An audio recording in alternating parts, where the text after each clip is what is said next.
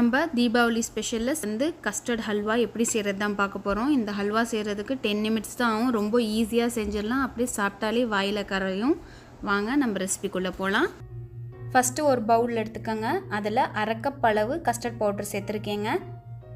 அரை கப் அளவு custard பவுடருக்கு 1 cup அளவு தண்ணி சேர்த்து நல்லா மிக்ஸ் பண்ணிக்கணும். ஸ்பூனால் இல்லைனா ஃபோக்கால் கூட நீங்கள் மிக்ஸ் பண்ணிக்கலாம். கட்டி இல்லாமல் நல்லா மிக்ஸ் பண்ணிக்கோங்க.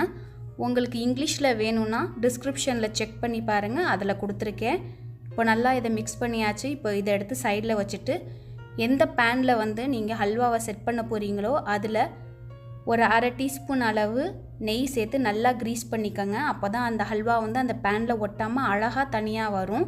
ஒரு பேன் எடுத்துக்கோங்க. ஸ்டவ்வை வந்து மிதமான சூட்டில் வச்சுக்கோங்க.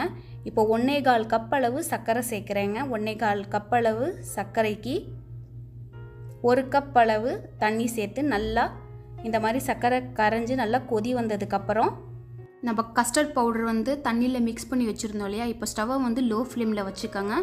வச்சுட்டு இப்போது கொஞ்சம் கொஞ்சமாக மிக்ஸ் பண்ணிக்கிட்டே அந்த சர்க்கரை தண்ணியில் அப்படியே மிக்ஸ் பண்ணிக்கிட்டே இருக்கணும். நீங்கள் மீடியம் ஃப்ளேமில் வச்சிங்கன்னா சீக்கிரம் கட்டி ஆயிரும். அப்புறம் கட்டி ஆயிடுச்சுன்னா நல்லா இருக்காது. நீங்கள் லோ ஃப்ளேமில் வச்சு நல்லா இந்த மாதிரி மிக்ஸ் பண்ணிக்கிட்டே இருக்கணும். சர்க்கரை பாகுக்கு வந்து எந்த விதமான பதம் தேவையில்லை. சர்க்கரை நல்லா மெல்ட் ஆனதுக்கப்புறம் நீங்கள் இந்த கஸ்டர்ட் பவுடரும் தண்ணி சேர்த்தோம் இல்லையா, அந்த மிக்சரை ஊற்றிக்கலாம். உங்களுக்கு டேஸ்ட் வேணும்னா நீங்கள் ஏலக்காய் தூள் வந்து ஒரு 1/4 டீஸ்பூன் அளவு ஆட் பண்ணி நல்லா கைவிடாமல் மிக்ஸ் பண்ணிக்கிட்டே இருங்க. இப்போ ஸ்டவ் நல்லா இது லைட்டாக பபிள்ஸ் வர ஸ்டார்ட் ஆகிடுச்சு. இப்போ நீங்கள் வந்து மீடியம் ஃப்ளேமில் வச்சுக்கலாம். வச்சுட்டு நல்லா மிக்ஸ் பண்ணிக்கிட்டே இருக்கணும். இந்த ஹல்வா வந்து பேனில் ஒட்டாமல் நல்லா திரண்டு வர வரைக்கும் நீங்கள் மிக்ஸ் பண்ணணும் மீடியம் ஃப்ளேமில். இப்போ நான் 1 டீஸ்பூன் அளவு நெய் சேர்த்துருக்கேங்க. இன்னும் கொஞ்சம் திக்கான உடனே நான் இன்னொரு 1 டீஸ்பூன் அளவு நெய் சேர்த்துருக்கேன். டோட்டலாகவே நான் 2 டீஸ்பூன் அளவு தான் நெய் சேர்த்துருக்கேன்.